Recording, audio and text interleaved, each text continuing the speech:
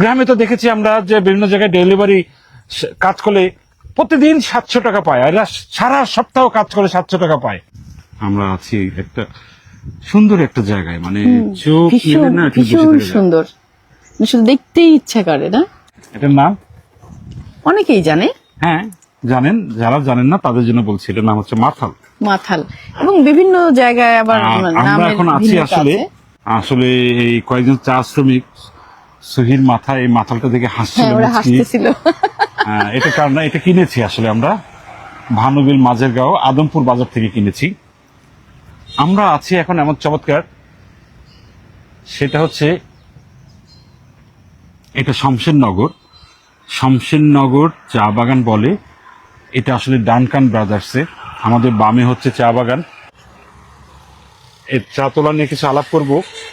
অনেকে আছে পেছনে, আরো অনেকে চা তুলতেছে, এই যে দেখেন যে এখানে ঘাস একটু নিয়ে দেখা- যাচ্ছে। হ্যাঁ, গরুর জন্য ঘাস কেটে নিয়ে যাচ্ছে। এই যে দেখলেন আপনারা, ঘাস নিয়ে যাচ্ছে। গরম, তারপর না চমৎকার একটা বাতাস। বাতাস আছে। চা শ্রমিকরা এসছেন এই চা বাগানে। অনেকেই গরু কি করে চড়াতে আসে। এই যে দেখেন ওনারা গরু চড়াতে আসছে। কি নাম আপনার? নবীন স্যার, নবীন। নবীন। নবীন, আপনার বাড়ি কই? বাড়ির সংসনের চা বাগান, শমশেরনগর চা বাগান। যায় বাগানের ভিতরে বাড়ি? বাগানের ভিতরে বাড়ি। কিভাবে হলো বাগানের ভিতরে বাড়ি আপনার? বাগানের ভিতরে বাপ মা সবাই ছিল, আমরাও জন্ম নিয়েছি ওই বাগানের ভিতরে, আমরা বাস করি। চা শ্রমিক পেয়েছি আমরা যারা বংশ পরস্পরায় এই বাগানে থাকে। আপনি কয় পুরুষ আগের থেকে এখানে থাকে, মানে কে থাকতো আগে প্রথম আসছিল? আমার দাদা দাদি এইগুলা তো মারা যাওয়ার পরে আমরা শুনেছি, আমার বাবা মা বলতো। দাদা দাদিও ছিল এখানে চা শ্রমিক না? হ্যাঁ, যে আপনি কি জানেন আপনার পূর্বপুরুষ কোথা থেকে এসেছিল? ইন্ডিয়া থাকে বলে। উড়িষ্যা থেকে, মানে ভারতের উড়িষ্যা থেকে আর কি। হ্যাঁ, এই সিলেট অঞ্চলে অধিকাংশ চা শ্রমিক হচ্ছে ভারতের উড়িষ্যা থেকে এসছে। আপনি কি করছেন এখন?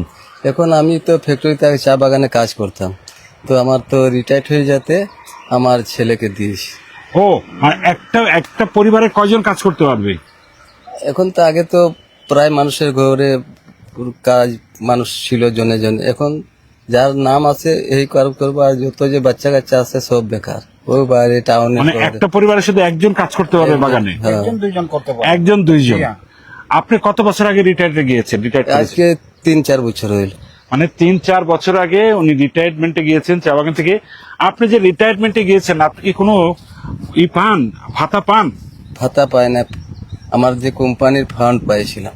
ফান্ড পেয়েছিলেন? কত টাকা পেয়েছিলেন? 1,85,000। 1,85,000। কত বছর কাজ করেছিলেন?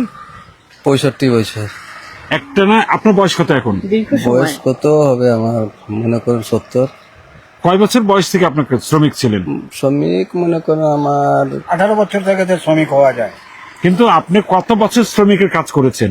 ওই 65 বছরে 65 সব নিয়ে আমার তাহলে তো আপনার বয়স আরো বেশি হবে। বেশি হ্যাঁ, থাকে। এখানে 65 বছর একটু কাজ করছেন, মানে 3 আপনারা বছর জানেন আগে প্রিয় দর্শক, রিটায়ার্ড রিটায়ার্ড। করছেন। হ্যাঁ। সুই, মানে দর্শকদের একটা জিনিস বলতে চাই, উনি বলছেন ওনার বয়স 70 এদিক ওদিক হবে। 65 বছর কাজ করেছে, কিন্তু নিয়ম হচ্ছে 18 বছর না হলে চা বাগানে কাজ করা যায় না শ্রমিক হিসেবে। তারপর আবার 3 বছর আগে সে চাকরি থেকে ইস্তফা দিয়েছে। 3 বছর আগে চাকরি তার রিটায়ারমেন্টে গিয়েছে। পেয়েছিলেন কত টাকা? 1,85,000। ধরে নিচ্ছি ওনার বয়স যদি 70 হয়, আমরা একটা ছোট্ট একটা ইকুয়েশন করে নিই। আচ্ছা, ধরে নিচ্ছি 50-52 বছর উনি শ্রমিক হিসেবে কাজ করেছেন। কাজ শেষে এককালীন পেয়েছেন মাত্র 1,85,000 টাকা। এখন কে কাজ করে আপনার? আমার ছেলে করে। কয় ছেলে? ছেলে এক ছেলে, আর মেয়ে? মেয়ে 2টা। মেয়ে কি করে? মেয়ে সব বিয়া দিয়ে দিয়েছি। বিয়ে দিয়েছেন। মানে বুঝতে পারছেন প্রিয় দর্শক, বাংলাদেশে যদি অবহেলিত কোনো শ্রমিক থাকে, সবচেয়ে দুর্দশাগ্রস্ত শুধু কোনো একটা বাগানে না, চা শ্রমিক। এই সিলেটের যত চা শ্রমিক আছে সবার জীবন একই, মানে বংশ পরস্পরায় তারা হচ্ছে দাসপ্রথায় একরকম বন্দী।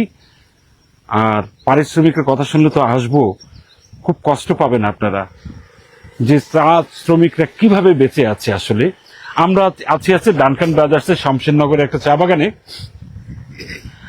আপনি তখন বেতন কত করে পাইতেন দৈনিক? দৈনিক তখন তো মনে করেন 14 টাকা রোজে কাজ করেছি। 14 টাকা? রোজে কাজ করেছি। মানে 14 টাকা কতক্ষণে দিত? 8 ঘন্টা ডিউটি করে। 8 ঘন্টা 14 টাকা, বুঝতে পারছেন? আপনার মনে আছে নিশ্চয়ই, চা শ্রমিকরা একবার আন্দোলন করেছিল তাদের দৈনিক মজুরি বাড়ানোর জন্য।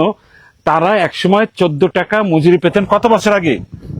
মনে করেন এগুলা তো খেপ মনে থাকে না হ্যাঁ, সবসময়। এখন কত করে দেওয়া হয়? এখন এখন মনে কর 180 টাকা, 80 টাকা, 70 টাকা, হ্যাঁ 170 টাকা, 70 টাকা রোজ। 70 টাকা। আর পাতা দিতে হয় কত টাকার? পাতা মনে করি যে মহিলারা তুলে হ্যাঁ, তাদের 20 কেজি আছে হাজিরা, 20 কেজি হচ্ছে হাজিরা। তারপরে যা তুলে একটা তুলে তা পয়সা পায়। তার extra মানে বুঝতে পারছেন, 20 কেজি। একটু আগে এক দিদি এখানে দেখাই পিছনে পাতা তুলছিলেন, বলছিলেন যে হাজিরার যে 20 কেজি, কোন জায়গায় আছে 23 কেজি, তারা হচ্ছে একদিনে তুলতেই হবে, না হলে ওই 170-72 টাকা পাবে না। আপনারা ভাবতে পারেন, মানে 8 ঘন্টা কাজ করে 172 টাকা, মানে কত হচ্ছে? মাত্র 21 টাকা পার আওয়ারে। কিভাবে সম্ভব আপনি কল্পনা করেন? আর নারী শ্রমিকদের কি একই পারিশ্রমিক? সব একই, সব এক সমান, আচ্ছা, সবার এক সমান। এখন সংসারে কে আছে আপনার?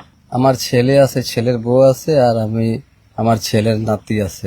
মানে ছেলের বউ, নাতি, 3 জন, আর আপনি, আর ওর ছেলে মা আছে? না, মা নেই, মানে 4 জনের একটা সংসার। সেই সংসারটা চলে দৈনিক 172 টাকার উপরে। আপনি কি করেন এখন? গরু বাগালি করি, গরু রাখালি করি। রাখালি করেন? কয়টা গরু আছে? 3টা গরু আছে। 3টে গরু। এটা কি নিজের গরু না অন্যের নিজের গরু? নিজের নিজের। নিজের গরু।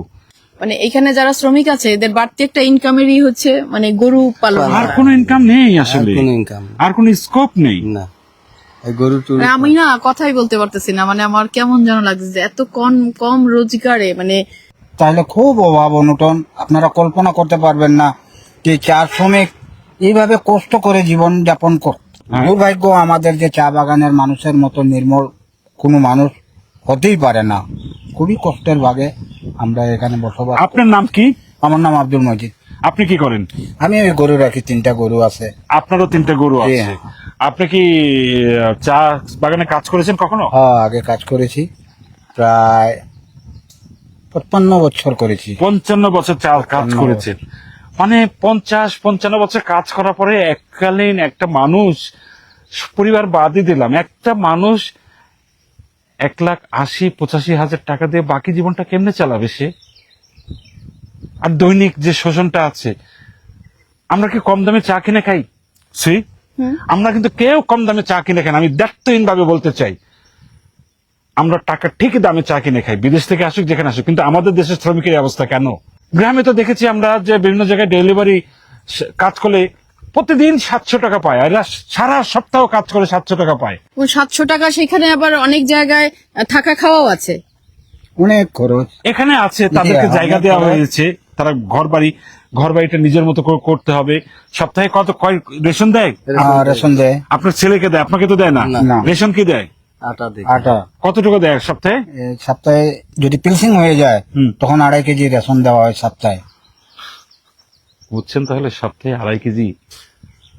না, ভাষা পাই না এগুলো কথা বলতে গেলে। আসলে একই দেশ এরকম চিত্র কেন হবে? আপনি ভাবেন তো, একদিন ডে লেবার, দিনমজুর, আর তা নিয়ে আমাদের কত কষ্ট আছে। অঞ্চল ভেদে 500 থেকে 800 টাকা পাচ্ছে। একজন রিক্সা শ্রমিক যে কোনো জায়গায় রিক্সা চালালে তার আয় কোনো অংশে 1000 টাকার কম না। তাহলে এরা কি অপরাধ করেছে চা শ্রমিক হয়ে?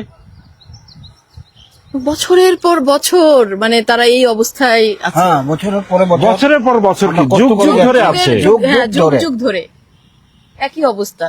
আচ্ছা, আমি আর একটা জিনিসই দেখেন, আপনারা বুঝতে পারবেন, আমরা কিছুই জানি না, তারপর জিজ্ঞেস করি, আপনি সকালে কি খেয়েছেন আজকে? সকালে ওই যে রেশন দেওয়া হয় হ্যাঁ। সাপ্তাহিক, এটা দিয়ে রুটি খাইলাম।